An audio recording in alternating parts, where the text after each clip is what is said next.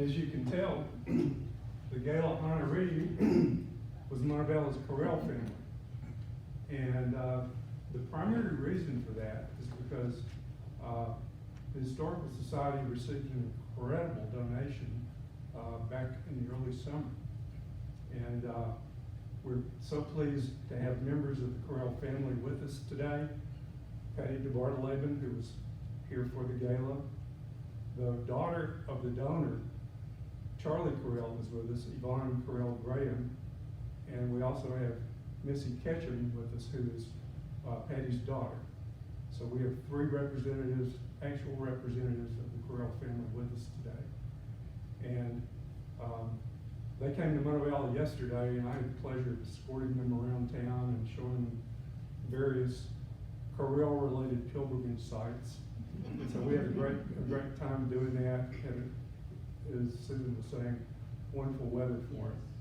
So we hit all the Kroell high spots, including Patty's a graduate of Alabama College, and she had not seen a lot of the later additions and improvements, and so they got to see the Center for the Arts and the new School of Business, and we even took them to Aldrich to see where the coal mine used to be. So we had a really good time yesterday. So I'm going to ask them at some point to stand up and just give us a little of their personal stories. But before that, I want to try to give you a sense of what I'm trying to accomplish here today. And it's all based on, or it starts with the donation. This is George Kroell's pocket watch. Old George Kroell, the original Kroell in Montevallo. I'm going to tell you the story about the pocket watch, but this was the primary thing that was donated to us of any value, or particularly symbolic value. And it's a beautiful thing. It's in great condition. And so be sure and come up and take a good close look at it before you leave. In addition, what was donated was a written family history that was done by one of the Kroell descendants, not related directly to any of our guests today, but you'll see that she was a major player in the family. Her name is Frances Kroell, and we'll get to her, but I just wanted you to see that I have it broken down into 3 sections. So if you want to come up and take a look at that before you leave, feel free to do that too. So to start, this is what the watch looks like when it's open and what's on both sides. This side right here is George Kroell's initials are engraved there in gold. Right in there, you can see it when you come up. This is a peacock that's on the back side, and it's all part of a basket weave sort of pattern here that's in the gold. It's a wonderful piece. It was made by the Illinois Watch Company, which is still in business, believe it or not. And from what I can tell, they were a fairly run-of-the-mill watch company back in the day. And the thing about pocket watches is that that's what well-to-do men had before wristwatches came along. And so it's not uncommon at all to see a man in a vested suit with a pocket watch on a chain, and he would keep it in one pocket of the vest, and the chain would be attached over here, so that if it ever came loose, he wouldn't lose it. And that became part of the sort of the look of a well-dressed man, was that gold chain. Excuse me for a second. I need to do a Marco Rubio.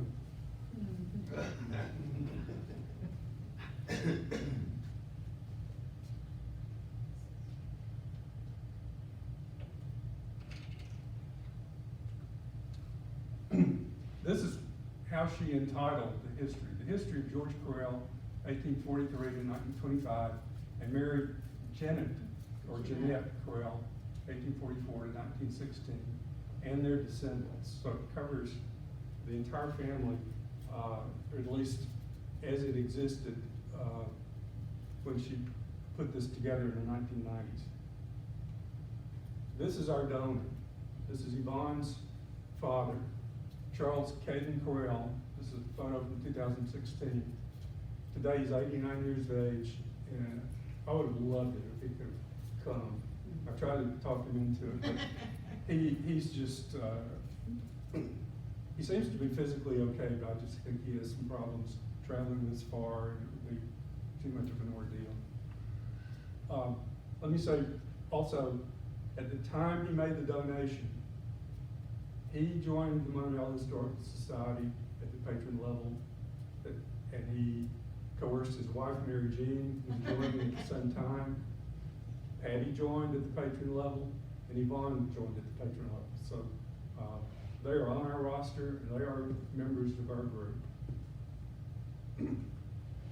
This is Frances here sitting. This is Mary Jean, Yvonne's mother, 1996. This is when Frances traveled to Michigan, where they live, to deliver the history books that we have on display. These are, I don't know if it's the original, but these may be copies made from the original, so it's very authentic. This is Yvonne's family from 1964. That's Charlie there, Mary Jean. Is that correct? It's you right there? Yes, Yvonne? I'm the and your daughter. Your sister, Diane, yeah. This is a picture with Patty's mother. They corrected me yesterday. You pronounce her name Danetta. So even, you know, the tendency to pronounce it D-I-O-N, but that's Danetta. But she is this gorgeous woman right here. The importance of this photo is that I'm going to be primarily focused on Kroell's related to Charlie, and Kroell's related to Danetta. Where they came from, and then who came after them. It's such a big family. The story, their story is so rich that it's impossible to tell it all in a setting like this. So I narrowed it down to focus on our visitors and to show you their connection back up through the family. And I hope that if I'm successful, I can give you a really strong sense of the family just by dealing with it in a narrow way like this. So here we go. This is the cover of the history, just to show you what it looks like. What she did, I was just so impressed with this. This is really an oral history. She recorded it on audio tape, and God knows how long it took her to do it. But it's, you know, there's some people who can talk in paragraphs. She could do that. And it comes through in this. But once she was done, she handed the tapes over to a professional transcription service. That's what that is right there. She was living in Atlanta at the time. And so this is the type of company that would do court reporting, any kind of, you know, like typing up depositions for lawyers, that kind of stuff. So this was done by people who are really used to doing, taking words that are recorded and transferring to paper. That's what she did here. So it's, this is not a document that comes through that was sort of like meticulously researched or anything like that. This is just her thoughts about her family. But it's still extremely well structured, and it's very readable, and the story is just very attention grabbing. So just want to show you this is she and her brothers and sisters also were just, I believe Charlie described their mother as a true saint.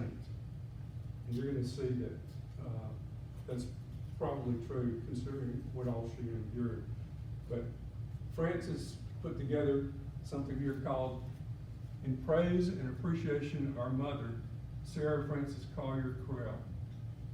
And this is devoted to all the great things that she did for all her children, what she had to put up with in her life.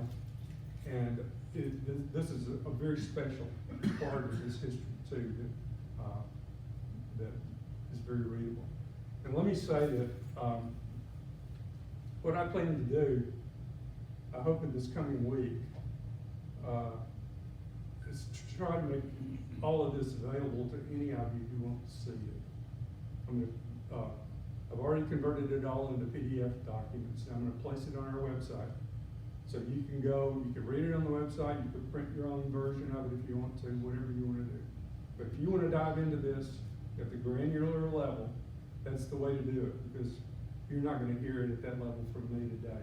This is going to be much more general and at a higher level for sure. But I hope to send out a global email to everybody once I've got these documents available on the website. So once you see that email, you'll be able to go in and look at it all you want. This is a special thing that was included in the donation. And this is the important part. And this is a special letter that Frances put together to her nephew, Charles Kroell, describing the sad relationship between her father and his son, father of Charles K. So that tells you something right there, the sad relationship. And so Charlie really grew up not knowing the whole story about his father. That's what she was trying to do with this letter. And it's a phenomenal thing to read. And so once we get it online, be sure and read through this, because it really helps you understand everything about how the family developed and coexisted. Now we're going to sort of go to where this all started.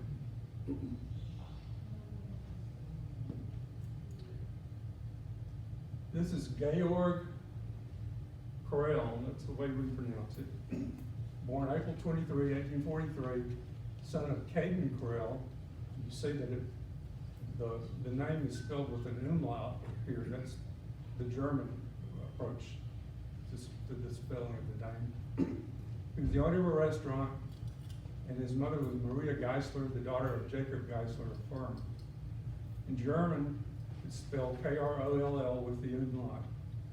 And Frances tells us to do this. To pronounce it properly, you purse your lips and say Kroell. So that's the way everybody around here has always pronounced it. It's almost like it has an apostrophe between the K and the R, Kroell. This is all, well, in Montevallo, he came to be known as George. So that's who we know as the original Kroell, George Kroell. This is in front of his store on Montevallo's Main Street around 1897.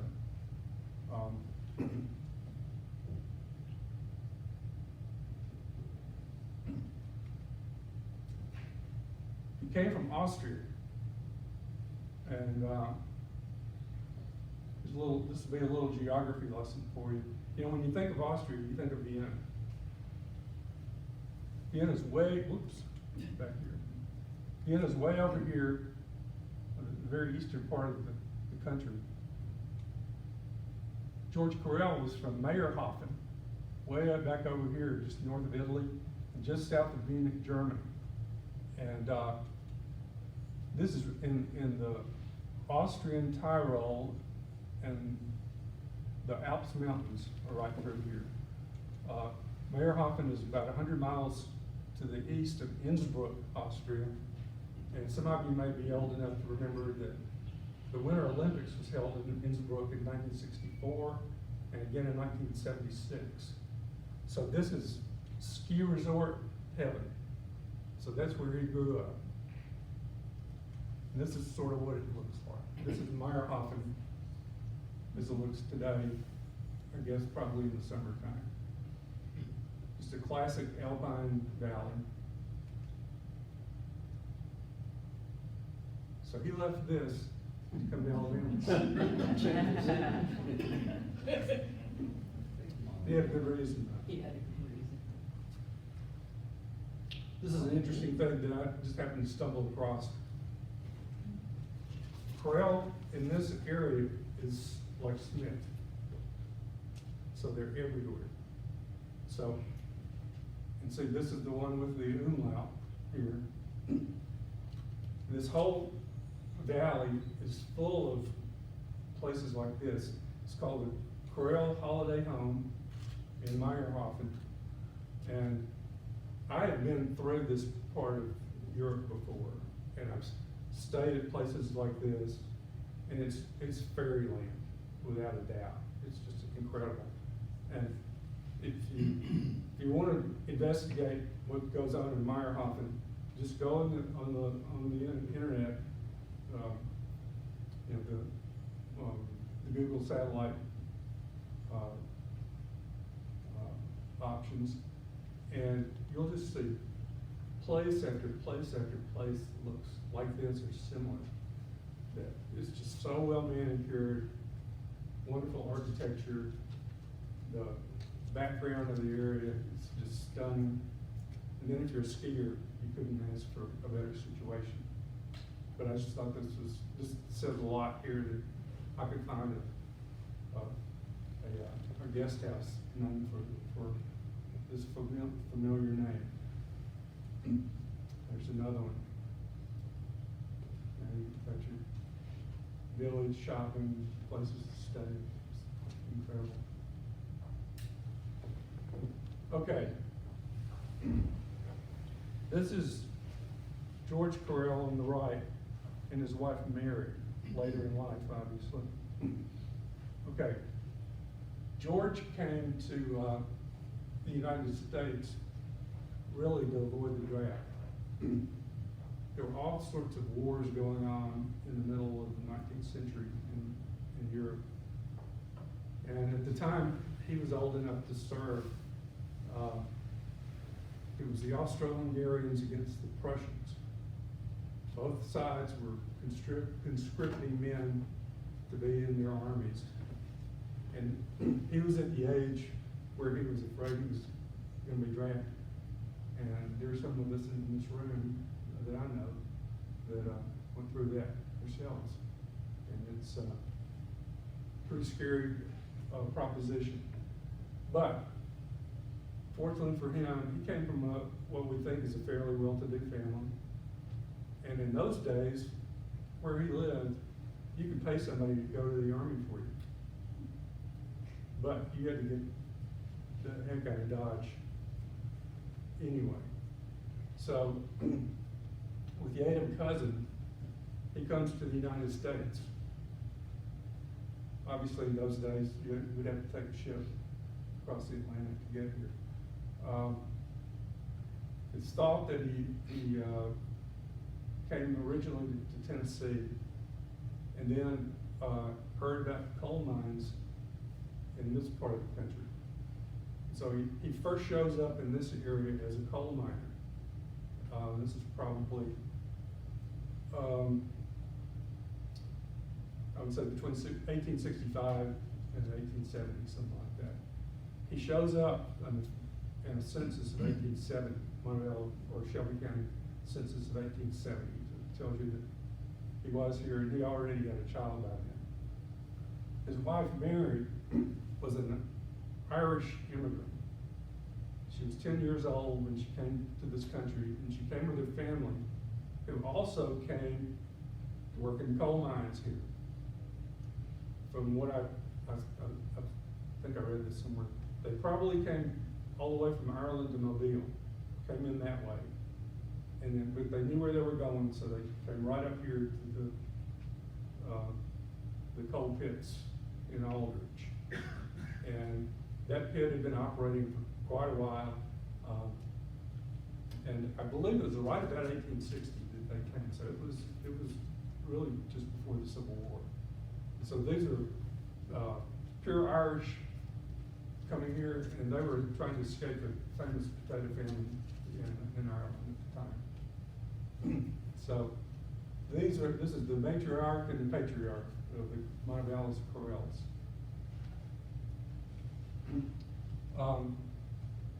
As I said, they had their first child was a boy. His name was Frank, and soon after he was born, they got a crazy idea to go to Minnesota. And probably, I think anybody would think, I don't want to be in this coal mine and stuff. Let's go look at something else. That didn't last long because Mary became homesick for her family. So they decided to return to this area. But now, this time they came and set up housekeeping in Montevallo and not Aldrich. And George was able to get a job working for a storekeeper here. This is Mr. Regenstein. See this? That's his name right there. He owned a general mercantile store. I'm not sure where here, and I didn't tell you what you're looking at here. This is from Eloisa Maroney's Montevallo in the first 100 years. This is a diagram of Main Street from 1880. And what I've done here is I've put in some contemporary things to get you oriented here, just try to see what's what here.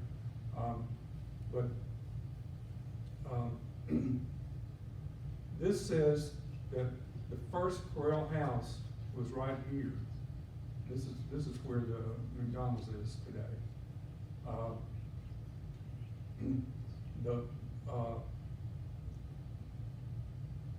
As George got established working for Mr. Regenstein, Regenstein decided he wanted to move to Atlanta and open a department store, which he did. He ended up selling to George and another fellow that worked in the store with him. Then eventually George bought out the other guy. So that's how George really got into the general mercantile, general merchandise business. And this is interesting too, that, well, I'll get to this in a minute. This number 3 here is, he says it was Dr. Davis's house, later the Kroell brick store. So this is the first store that George actually built himself. He had a livery stable here on the corner, and then ultimately he built the St. George Hotel across the street, which is where Trustmark Bank is today.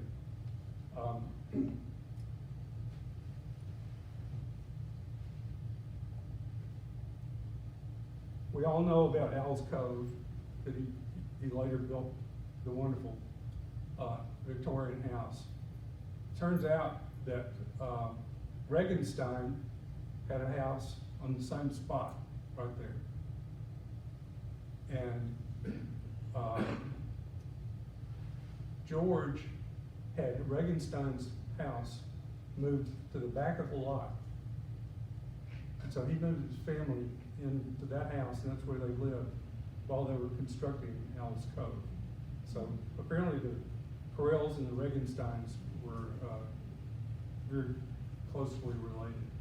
And I've heard the story, I don't know if this is true, but Danetta, you have to wonder, where did that name come from? I've found that Mrs. Regenstein pleaded and pleaded and pleaded with Mary to name this baby after, I think it was her grandmother or something like that. Some Regenstein. She wanted to name the first one, and they wouldn't let her name Georgia, and the second one was the name. Okay. So that's where the name comes from, and I guess they had to be good friends too. Or maybe she just got tired of being badgered, I don't know. So this gives you an idea of the world of George Kroell when he went into business initially. Okay, this is an incomplete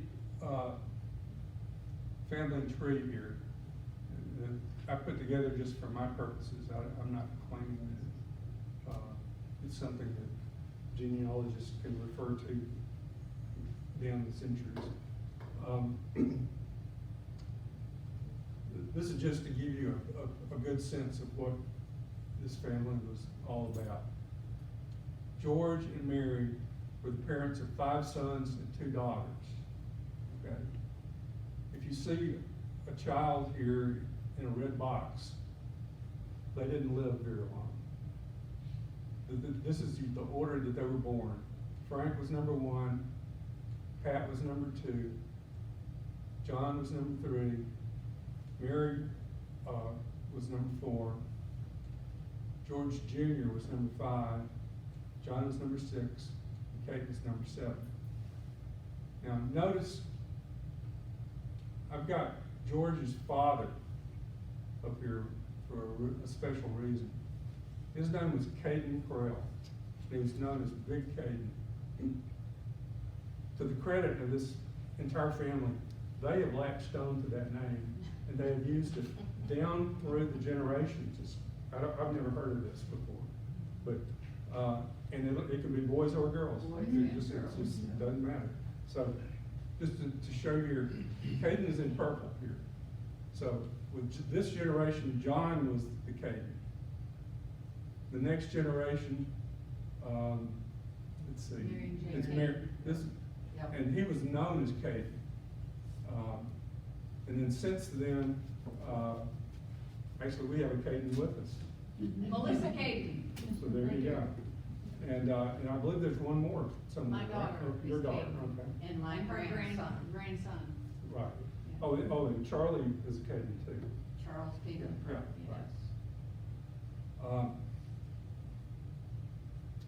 Yes. Let's see. Okay. This is the next generation, and shows the family of Pat Kroell, who we're going to be focused on him and his offspring, and in particular Danetta and George. Yeah.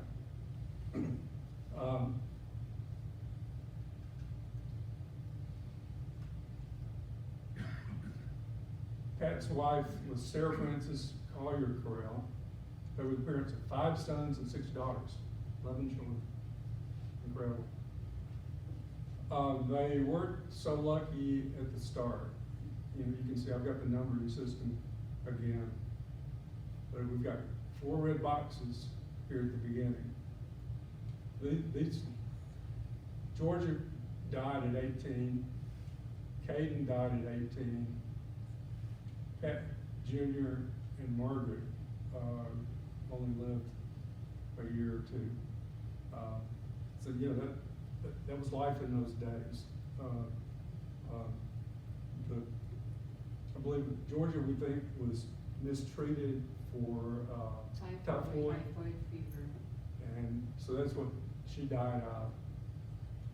There's a story that Margaret, as a baby, was fed raw Irish potatoes by mistake.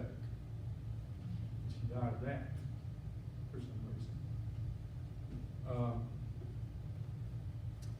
Caden lived to be 18. Pat Jr., he only lived a few months, so that was probably just a classic infant mortality kind of situation. But Caden lived to be 18. At one point, his father sent him off to the school at Coleman, St. Bernard, that we've all heard of for years. While he was there, they discovered that he had diabetes. And at that time, there was no insulin being manufactured yet for diabetes. And so the only way that you could deal with it was a very strict diet. And he was the sort of boy that didn't really go for that. In fact, he became kind of fatalistic about it and said, well, I'm going to die anyway, so I'm just going to go to the drugstore, pig out on anything I can find, and that was his undoing, really. So he only lived to be 18.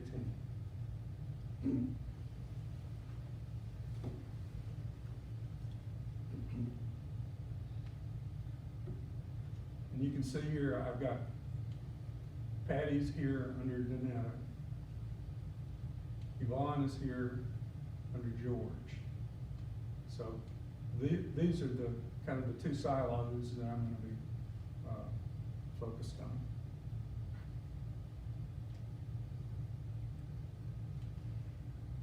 We don't have very many pictures, or really hardly any at all, of George Kroell's children. This is John Kroell, one of the three boys. And he did not, or he died in 1912, so he wasn't very old. Appendicitis. Appendicitis? First. Oh, that's right. And The there's story is no- that they put him on the train to the hospital in Birmingham and he died on the way. So,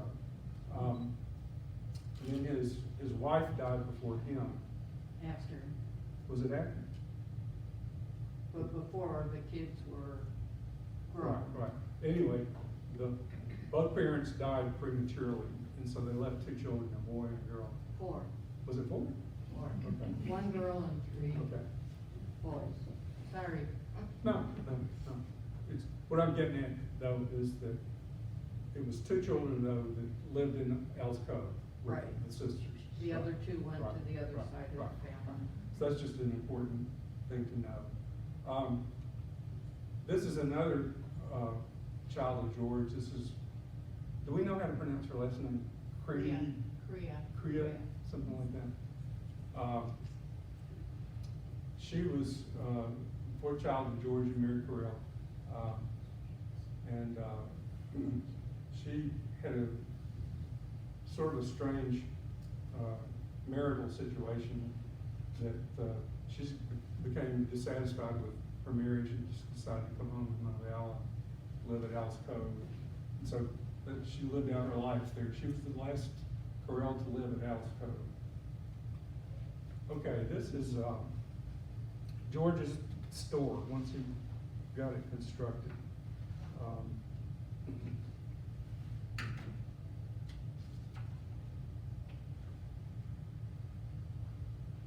And I'm convinced that Francis was a much better writer than me. So I'm going to start reading some Francis to you, help you to flesh out some of these slides that I'm showing you.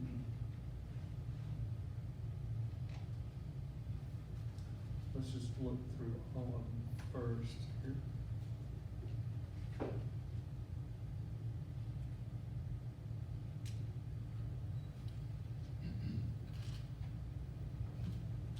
Before I read anything about her, though, this is a great line that she has in the history. She says, I know that I will have to rattle a few skeletons for which I may be criticized, but if I wish to present a true picture, they can't be avoided. So I'm not going to rattle too many skeletons here, but I just wanted you to realize that she didn't pull any punches, really, in the way she wrote this. Okay. All right, this is Kroell's store. This, for those of us who grew up here, this store sat where Don Loveladies' store used to be.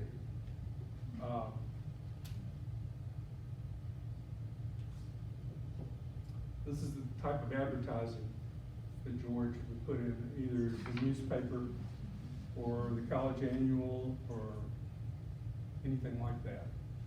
For some reason, he must have had the market cornered on Buster Brown in this state, because almost every ad you read, he's pushing Buster Brown darnless hosiery.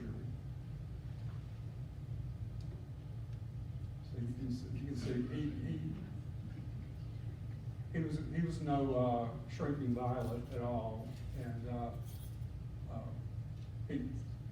once the girls' school came, he really took advantage of having that captive audience there. And I'm going to read you in a minute Fritz's description of the store. It's where you see, he also had a livery stable, and it was operated by Frank, his oldest son. Now, I believe John had some involvement in that at some point or other, but they generally say that he was what they call a drummer. He was like a traveling salesman of some sort. But I believe that John, maybe perhaps before he got married, he was involved in running the livery stable too. This is thanks to Marty Evers for providing me with this business card. But this is before the days of any kind of motorized transportation, you know, horses or trains. And so they would meet every train. You know, there might be a schoolgirl coming in and needs to be hauled up to the main dorm or something like that. And they would do excursions too. They had the ability to take groups of people, like the Falling Rock or the Davis Falls or somewhere like that on a Sunday. Let me, before I do that, let me read this. Because she's referring to George's grandpa here.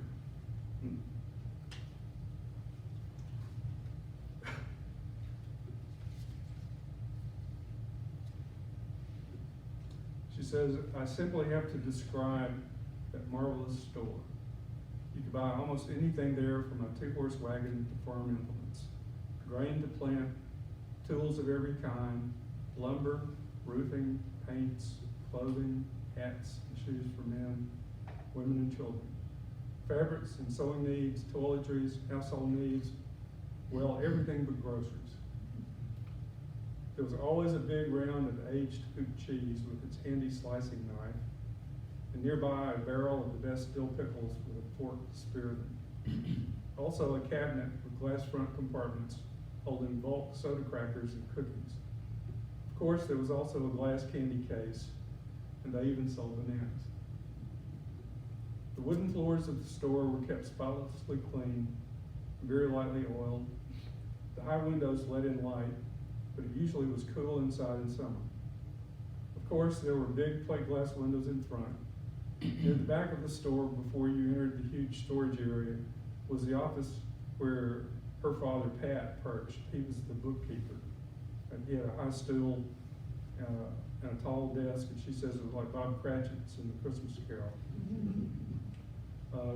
Her grandpa's desk was a regular roll-top one, and the office was set off from store traffic by a low railing which contained a gate for entrance.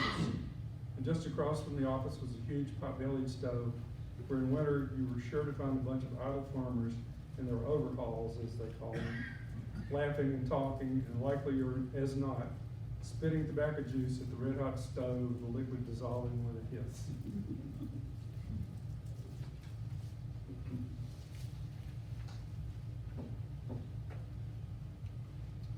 He also built the St. George Hotel in 1897. Right across the street, right where the Trustmark Bank is today. From what I can tell, it developed quite a reputation for being a really good hotel with excellent food. This is a shot of the hotel taken from Jimmy Brown's bus station parking lot. It shows you how deep the hotel was, how far back it went. And this is some of the types of advertising that you'd see. I like this: headquarters for the traveling man. And they were known for their meals, to the point where they prefer reservations. It tells you something. Believe it or not, there was an art shop in the St. George. And I don't have an ad for it, but there was also what was called a novelty shop there at one time. And that means things like, you know, just various toys, anything that would entertain a kid, or hobby horses, things like that. And so obviously they were trying to a girl had a date, she needed a place for her date to stay, and same with her graduation. They also had trunk shows there, believe it or not. So here's one for Louis Sachs of Birmingham, and then the Guarantee Shoe Company. And I think that's connected to those traveling salesmen coming through and staying there.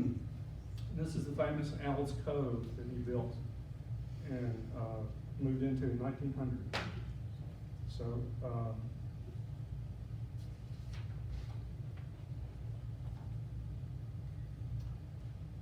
I'm going to read to you Francis's description of the house, and also show you a few more slides. This shows you what a iconic house this has come to be in this part of the world. It inspires illustration, and I'm not sure if anyone has ever done an oil painting of it, but I wouldn't be surprised if somebody has somewhere. Who knows? The artist for this illustration is with us today. Miss Lori Binion is with us. She put this together for a book called Time Has Made a Change in Me. And if you haven't read it, you really should. You can order it from our website through a third party, but it's still in print, and in fact, I recommended it to Patty a few months ago, and she just had the best time in the world reading it. And that's one of many illustrations that Lori did for that book. It's not the only one. This one is from a local history book that was put out by a class at Thompson High School in the 1970s. And I happen to have a copy of it. It's just kind of a great, simplistic illustration of the old house. This is a picture that Charlie Kroell took, probably, was it on your last visit here, maybe? This would have been in the 60s. It was 64. Yeah, Mary was right. still living in there, and we Okay. went to visit her. Okay. So this was before, a few years before it was torn down. This is a picture Mike Mahan made of it. I think he was probably taking pictures of the tree stumps here that had been cut. But he also got the house at the same time. And then you should be familiar with these photos that we ran in our newsletter.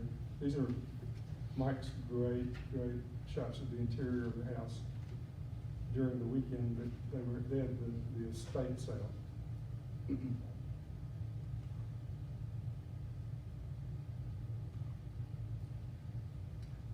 And in case you missed it, this is where Owl's Cove comes from.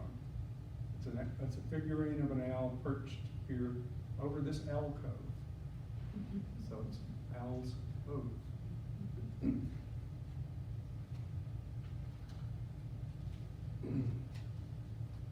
This is what Francis has to say about the house. Grandpa and Grandma must have managed his mining earnings well, for after some years of being in Aldrich, they moved to Montevallo, about 2 miles away, where he built a beautiful Victorian 3-story home, painted in unusual dark red, with turrets and cupolas, 2 encircling porches, lots of gingerbread carvings, beautiful stained glass front window and front door. Inside were many handsome touches, such as dark paneling, formal patterned wallpaper, mahogany furniture, huge beds. I believe there were 4 or 5 bedrooms. I usually didn't get beyond the living room, dining room, and front hall. I know there was a full bath upstairs. 1 bedroom was downstairs. Grandpa's room, later Aunt Mary's, and I feel sure there was a bathroom there also. I remember especially a beautiful Tiffany lamp that sat on a table in the entrance hall.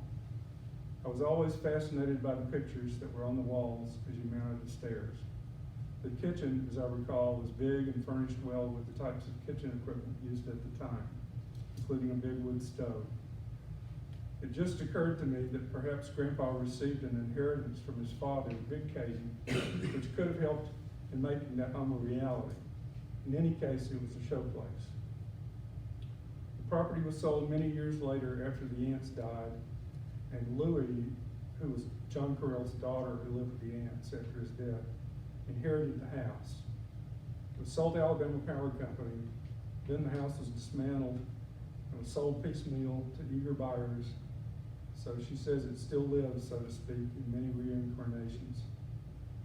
And she makes an editorial comment here. It was replaced by a hard glass and steel modern monstrosity.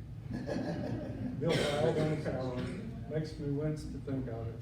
I'm glad that I have happy memories of it.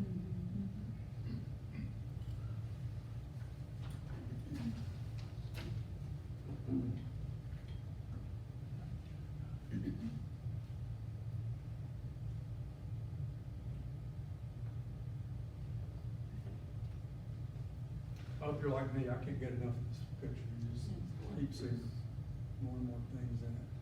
And just, what a place.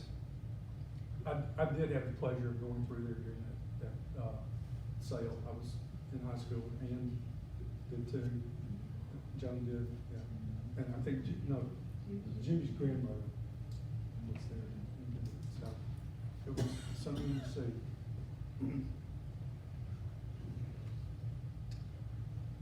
All right. This is George's son, Pat Kroell.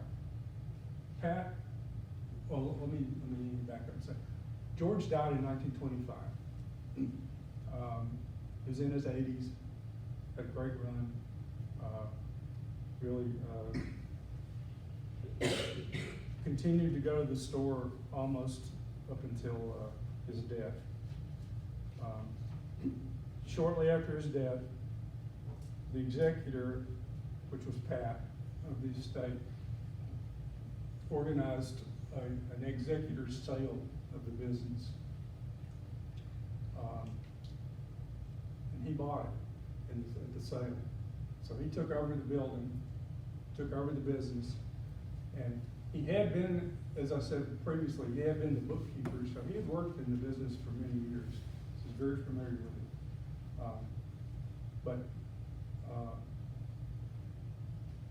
By the beginning of the Depression, something happened that caused him to declare bankruptcy. So within about 7 years of taking over the old store and the old business, he's having to bug out. And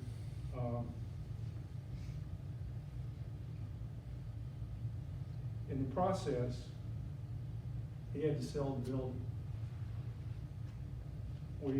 Many of us know who J.A. Brown Sr. was. He had all of the businesses over by the railroad depot. He had a sawmill, he had an ice house, he had a grocery store, he had a cotton gin, he had a cotton warehouse, he had a oil and gas distribution operation. So he also brought electricity to Main Street personally. He needed electricity to run his ice house. So after he got that established, he ran lines up to Main Street and started providing electricity there. So there are very few people in the history of Montevallo that are more important than J.A. Brown Sr. J.A. bought the Kroell building from Pat. And if you come to the end of Spring Creek Road these days, right there by the old Brown Molding Company, there's still a brick store that you stare into at the intersection. That was called Brown Trading Company. When he bought the Kroell house, he moved all of that, or the Kroell building, he moved all that grocery business into that building and called it Montevallo Grocery Company. And so he essentially, he left all the industrial things where they were, but he brought all this business and back office work into the old Kroell store. Pat was resourceful, I would say. I think we all know this building here. It's right next to Al's Cove Park. He had started building this building before he ever sold the big Kroell building. So you go, wonder what he knew about, you know? So as soon as he sold out to J.A. Brown, when they finish this building, he moves in here and starts up a brand new business, just like what he sold to J.A. So things were kind of a dog eat dog back in those days. But you can see, he called it Montebello Mercantile. This is a picture from the 50s. And it says Pat Kroell manager on it.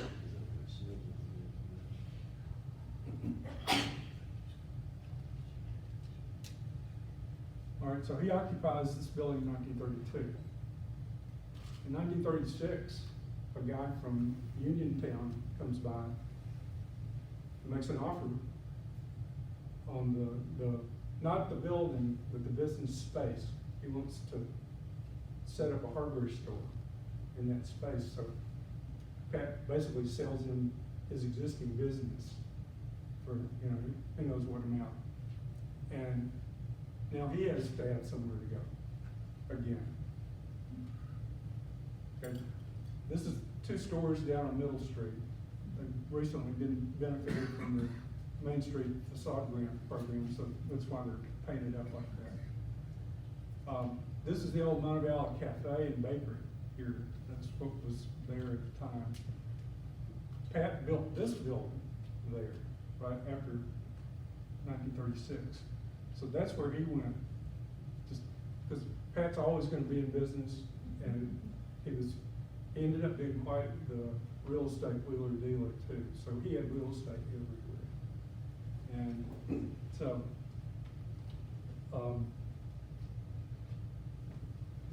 now we're going to hear what Frances had to say about her father.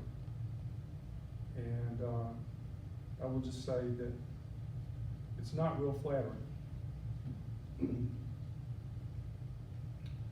She says, I know that you remember my father, Pat Kroell, probably as a kindly old gentleman who probably gave you candy or chewing gum or whatever.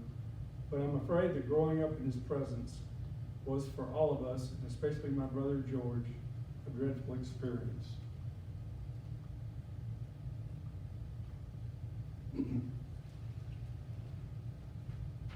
This is a house that was on what we know is the campus in Montebello. Many of us went to nursery school in this house. Miss Bickham ran the nursery school. Before the college took over this house, this is where Pat Kroell raised his family. It's up right on what was known as Highland Street at the time.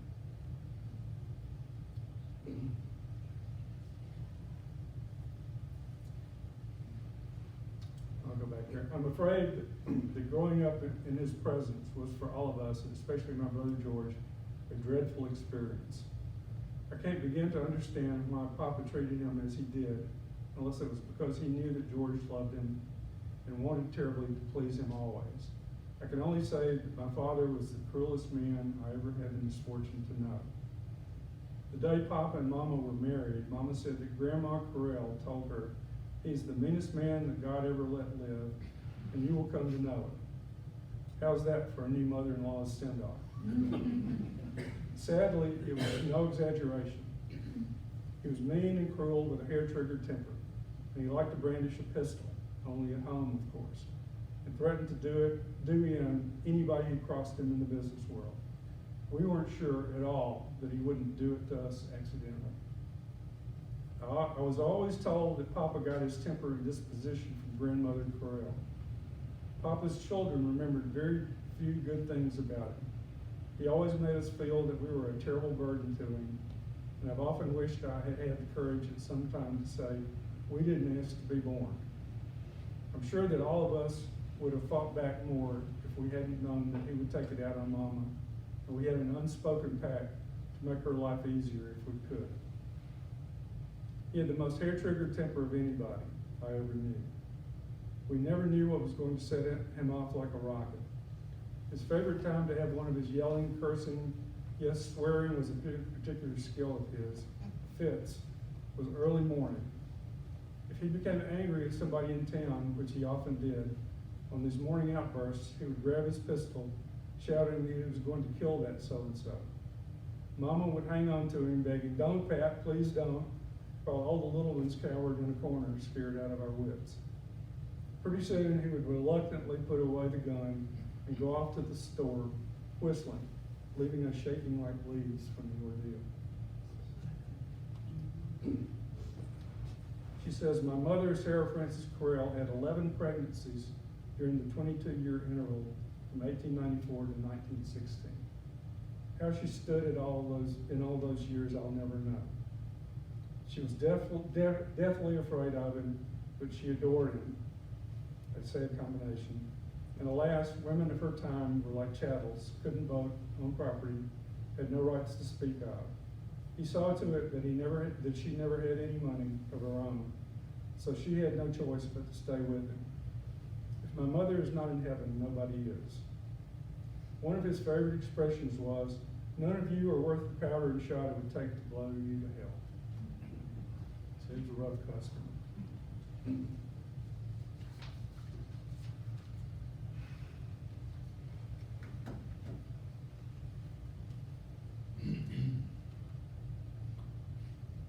These are some photos of the children that grew up in that house. That's Donetta there sitting on, we all know where this is. This is Caden, who died at 18. That's Donetta. And these photos come from a scrapbook that she put together that Marty got his hands on somehow. He digitized all these photos. And so there are lots more from that. I just picked a few. This is Donetta Kroell, Montevallo, Alabama, Highland Street. And these are two of her sisters, younger sisters. This is Frances herself, who wrote the history. This is her sister, Patty. And you can tell there's some really interesting photos. And you can also see that Donetta was turning into quite the beauty, even, I think she was about between 13 and 15. This is just another montage of photos that we have of these kids. And the last children that were born were twins here, William and Walton. And this is them with their mother late in life.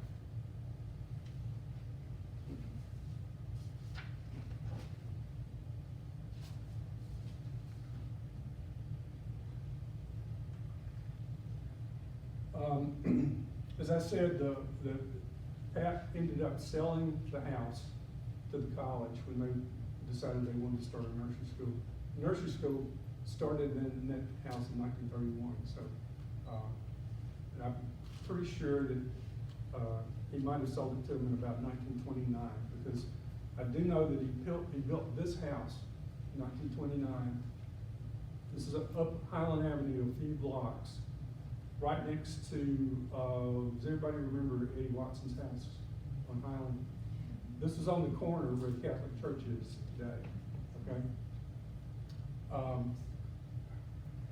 It wasn't long before his children, Frances, who wrote the history, and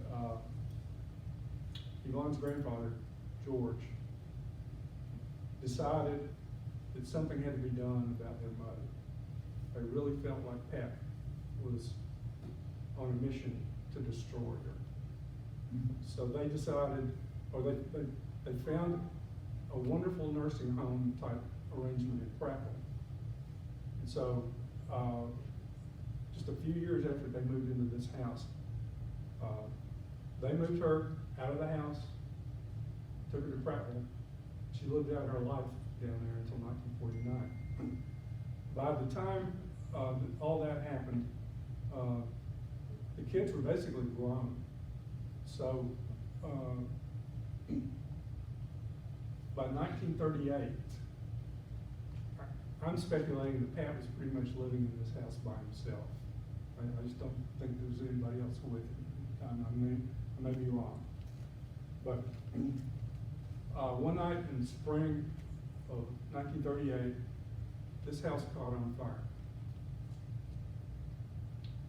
If you go to our website or dig into the archives of the Mon Valley Times, there's extensive coverage of this. And it's fascinating reading.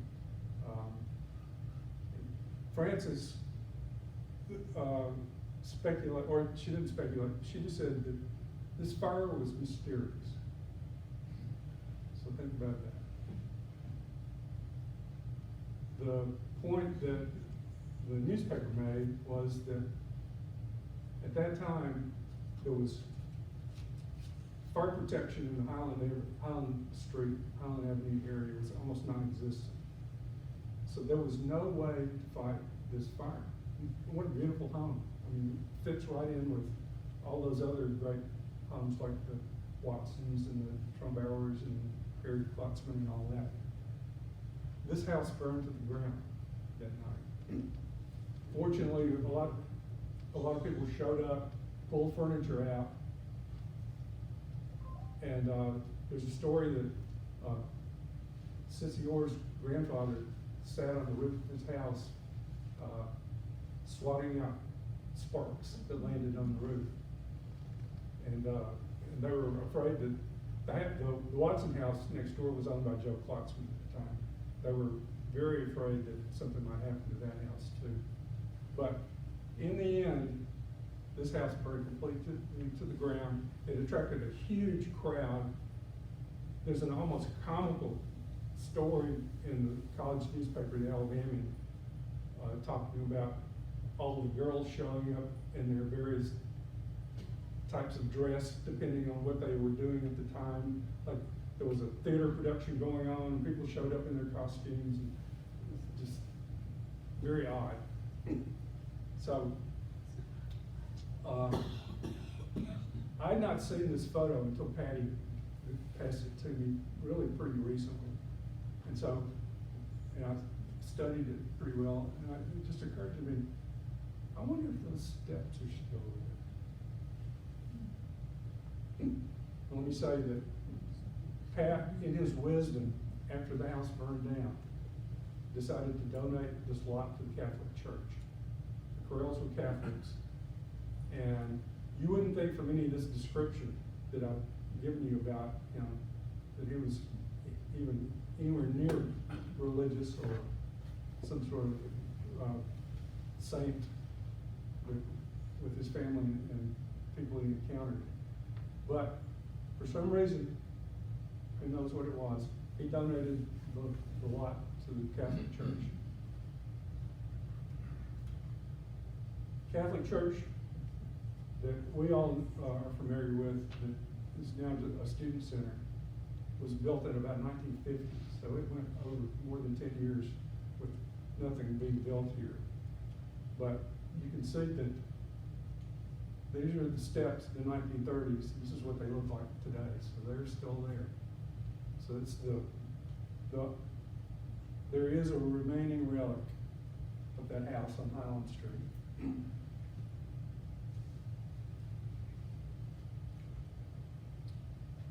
Now this is the story of the watch here that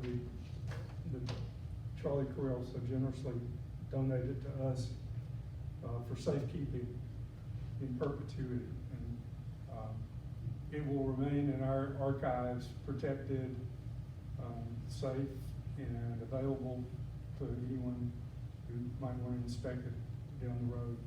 But we can ensure that it will be well cared for and won't be lost to time. Now this is what Frances has to say about the watch, and it's a sobering story, but it's good that we know about it. She says, at some point after our home burned, George asked me to keep the watch for him until he asked for it. Well, let me back up. The watch was bequeathed to George and passed over Pat by George, the original George. So, it was,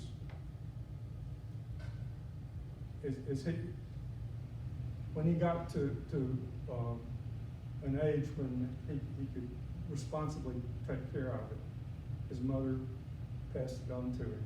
And so this is where he enlisted the help of Francis to protect the watch that his grandfather had sent him.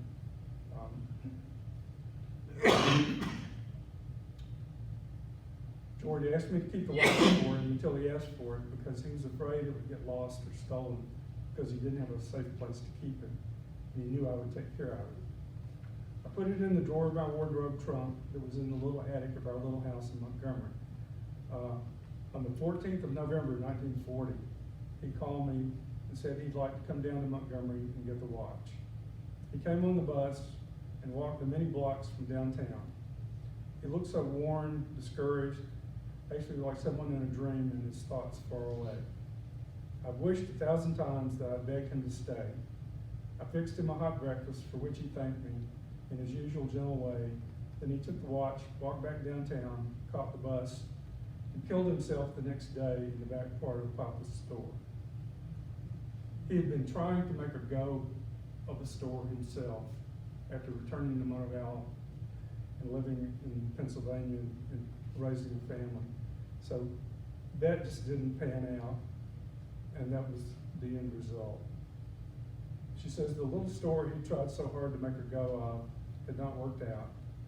He went all over town asking people to trade with him, and a few people did, but Montevallo people in the main were judgmental and suspicious of people of German heritage following World War I, and it didn't help that we were Catholics.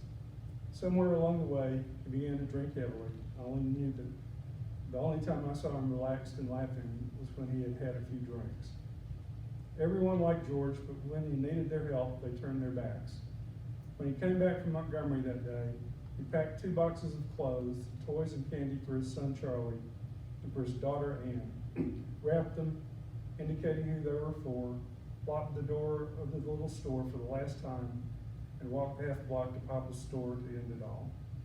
The packages were sent to George's wife in Maryland, and Grandpa's watch was one of the items he sent. It was pretty apparent that the watch had been bequeathed directly to George from Grandpa as a clear message of disappointment or emotional punishment for his son and George's father, Pat Kroell.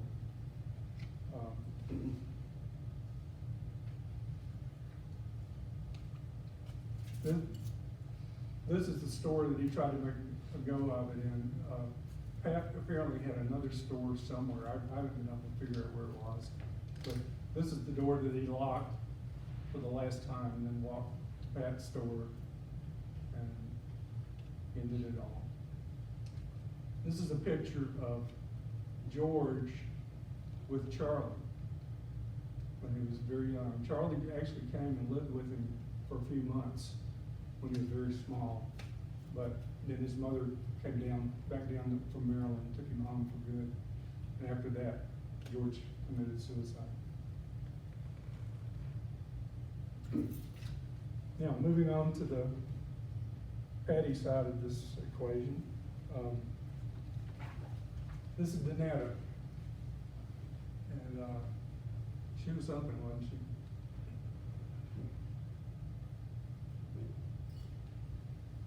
So I'm going to tell you what Francis had to say about Donetta. This is pretty neat. And it's also related to what we've just talked about with regard to George. Donetta Kroell was George Kroell's staunchest ally and was the only one of the children who wasn't afraid of Papa at any age. Once she looked him in the eye and gave him a piece of her mind about his behavior. I guess she was about 19. And he ordered her out of the house. I'll go, but I will return and get my mother, and I'll tell everyone in this town how you mistreat her and all of us. And that was the last anyone heard of that. Next to Mama, Netta was always my rock of Gibraltar, my confidant, my very dear friend and uncritical sister. I love and have always loved Patty and Mamie too, but my relationship with each of them was different than that with Netta. Danetta was absolutely the beauty of the family.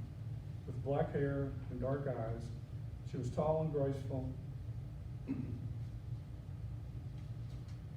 a beautiful dancer. She had a distinct flair for dressing differently but tastefully, and was constantly changing her hairstyle, always to the envy of her contemporaries. I remember being allowed to watch her and her best friend, Sarah Jeter, as they experimented by the hour with creams and lotions, trying to make their already perfect young complexions more so. Her many beaux clamored for her attention, and one of them, a cadet at Marion Military Institute in Marion, Alabama, had her picture put in the beauty section of that school's yearbook, a special feature for which you can imagine she had a lot of competition for being included. An excellent student, she majored in home ec and was such a talented teacher that her pupils sung her praises and often returned to visit her and shared their lives with her. As the oldest after Georgia and Katie, Netta was the one we all looked up to and depended upon, especially Mama, and I will say especially me. Let's go ahead here. This is an announcement of Netta's wedding to Hoyt Talley in 1932. By then she was teaching in Demopolis. He was working at the post office in Demopolis, and that's where they met. And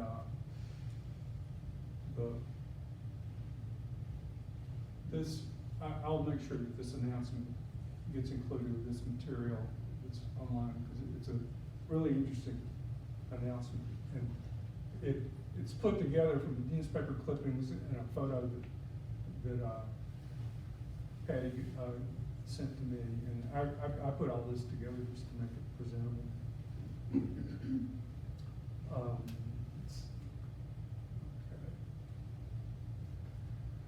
Danetta taught for many years, much of that time in spite of painfully crippling arthritis, seldom complaining.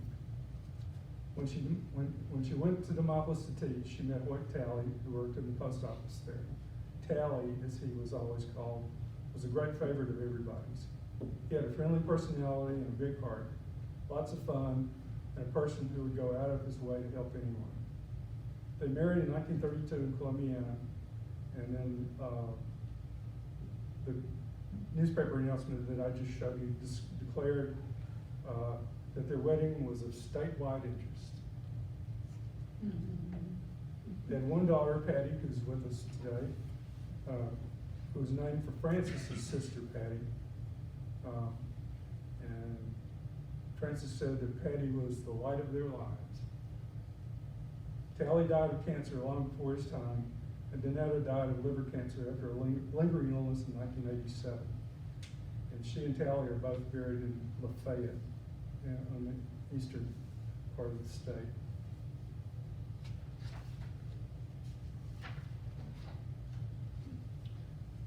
So what you see here is Danetta, later in life, still as elegant as ever. This is a newspaper clipping from when she retired following her teaching career. And I hadn't mentioned this up to this point, but when Pat Kroell got to the point where he could no longer work or take care of himself, only one of his children was willing to do anything for him, to take care of him. And that was Danetta Talley, or Kroell Talley. She took him in spite of it all. So this is a photo in Demopolis of Pat, and this is Patty DeMarley with standing in front of her house. This is Patty much later with her mother, and this is Francis here. And by the way, Patty was a campus beauty at Alabama College, in case you This is an interesting photo here that shows 4 sisters and 2 brothers and 2 spouses. These are the twins, Walton and William.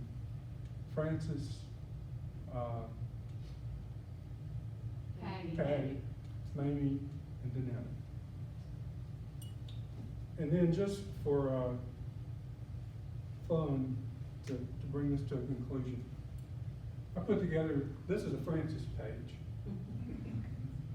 Have you ever seen a better wedding picture than that? That is something. Yeah. So this is Francis's photo in the Alabama College yearbook from, I think it was 32. This is Danetta and Francis in their younger days, and also much younger. So that's my capsule summary of this almost Shakespearean family. And there's so much more to it that you'll discover if you read the histories. And to bring this really up to date, these were our guests yesterday going through the Kroell plot at Montebello City Cemetery. So we had a good time out there.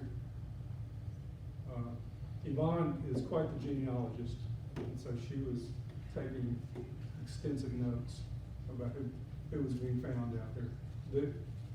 These are the Jeanette section of the plot, and so she was focused on them. And this is a photo we took. I don't know if you know, but there's a Kroell Street in the cemetery. So I put them under the sign there. And then we took them to Al's Cove, so we got this for posterity while we were there. Yeah. Spy of the building. Yeah, by the ugly.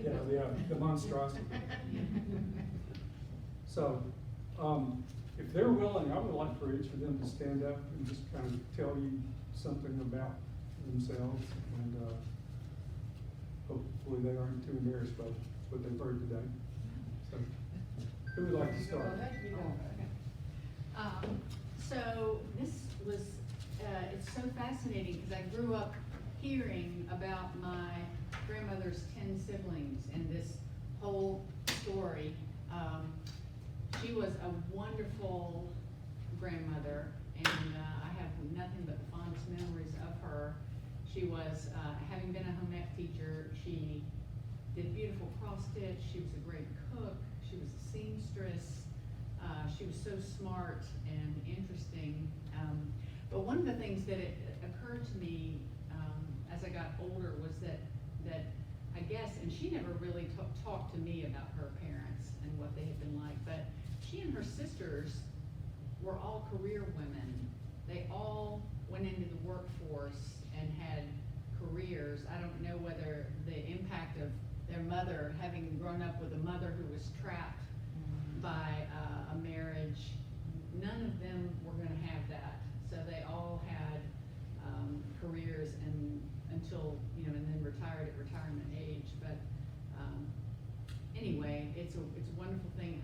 I carried the name Caden. I never went by that, but when I had my daughter, I knew that that's who I wanted to name her, Caden, and it's just always proud to be part of her wonderful legacy. It's a Thanks great- for- a great thank you way so of much. Connecting generations. Yeah. Yvonne? I'm from Michigan, so if I make any mistakes being down here, please forgive me, but my father was one of 3 men that had the Kroell name, but they all had daughters. So it's not that there weren't enough men, it's just all the men had daughters.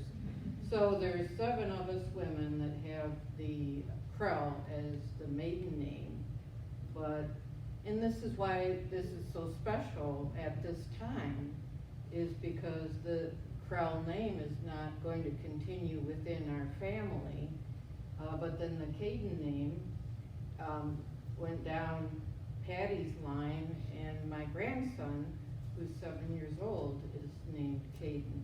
So, my sister, because of the Austrian heritage, took German all 4 years in high school, and she went to Switzerland and worked as a dental hygienist. They needed them badly over there because the women would quit working when they got jobs. And so they would pay your way over if you went for 1 year and pay your way back if you stayed for 2 years. And I think she was there for over 8 years. But, so that was very interesting. She visited Meyerhofen and actually got a dirndl from the Meyerhofen, and she got little lederhosen outfit for my son, who was, you know, just little at the time. Even though my grandfather died so young, and my father really doesn't have any memories of him, he's always been a part of our life. We have the pictures, and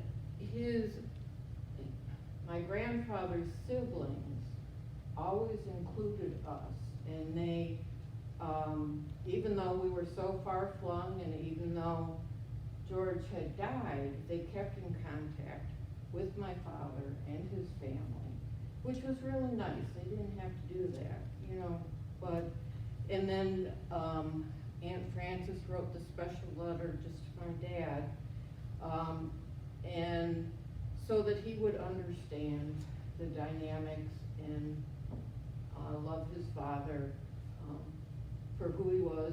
And, you know, it's so relevant because we hear of bullying and the effects it can have, and that's just a good example that the way we treat the people closest to us can make their life miserable or can, you know, make their life good.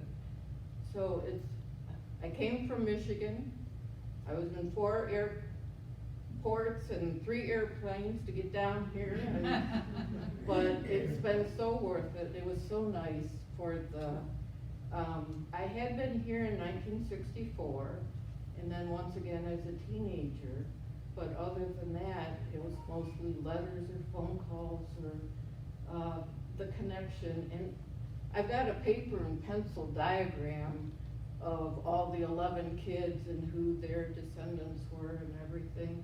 So we always, well, and having the Kroell last name, we always were aware of the history, and we're included in it. So thank you very much. Okay. I'm the only descendant of the Kroells who attended the college, but I did for 4 years.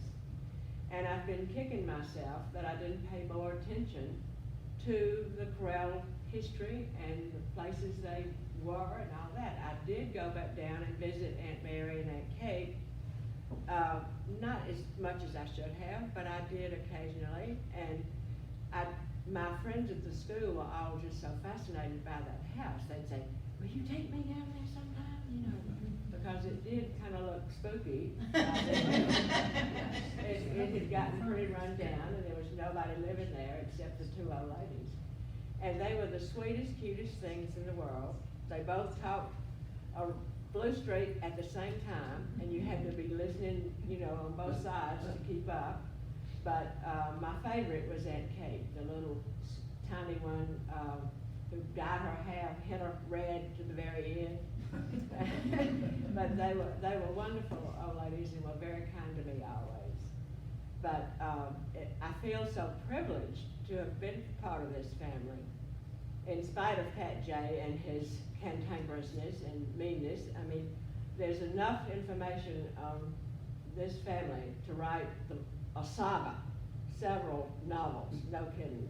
My Missy is a writer, and I keep encouraging her. She's going to retire from her very stressful job at the end of this year. And I said, okay, you can write the Kroell story. I mean, it may take several books to do it, but There's a I lot of encourage book you all signing to next read. year. I encourage you all to read the stuff that Clay has put online, because it really is, sounds like something somebody made up, but it's all true. We've had a wonderful experience with this. Clay has been great. We had a great, wonderfully interesting, fun day yesterday. And one of the highlights to me was going to Aldrich. I mean, even though I was here for 4 years, I didn't know Aldrich was so close. I thought it was, way out there someplace. So that was really interesting. And I have developed a much greater appreciation for various members of my family through this. And just appreciate the historical societies wanting to study them and to be interested in. Thank you very much.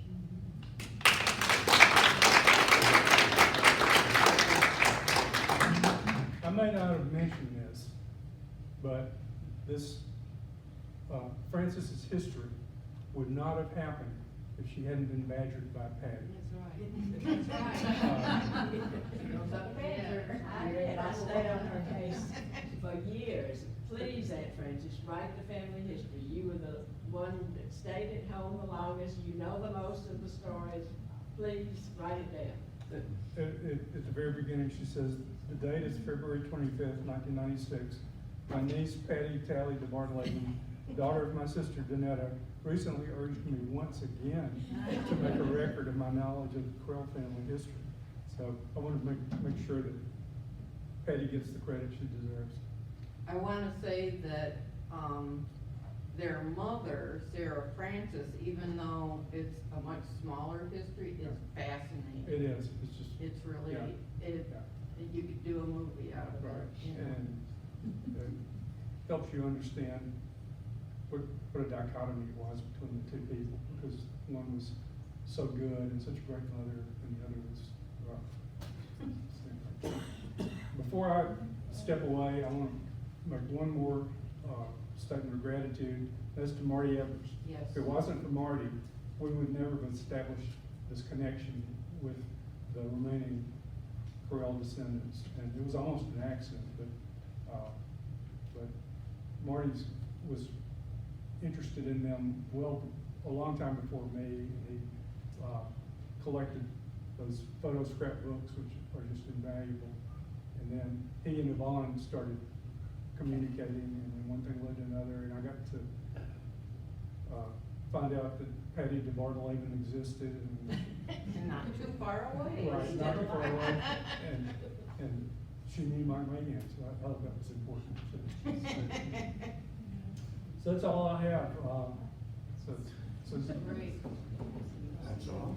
Thank you so